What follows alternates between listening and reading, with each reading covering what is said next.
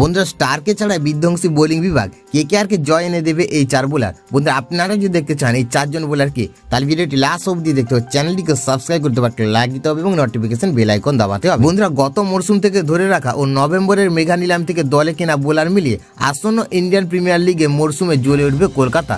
পাওয়ার প্লেতে wicket ভাঙবেন spinner ও বৈভব। IPL মরশুমে গুজরাট টাইটান্সের হয়ে 5 ম্যাচে 4 উইকেট শিকার করেছেন স্পিনার।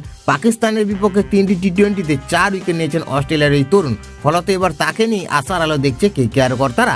কেকেআর আরেক তারকা বৈভব আরোরা বিজয় হাজারের ম্যাচে দুর্দান্ত ফর্মে রয়েছে। 6 ম্যাচে মোট 13টি উইকেট নিয়েছেন তিনি বিজয় হাজারের টুর্নামেন্টে।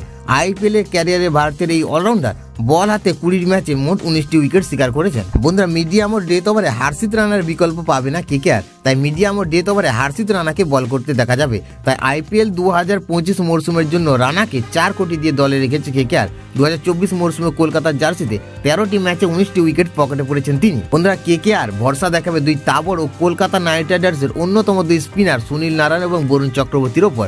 গত মরশুমে নারায়ণ 17টি এবং চক্রবর্তী 21টি উইকেট নিয়ে দলকে চ্যাম্পিয়ন হতে সাহায্য করেছে।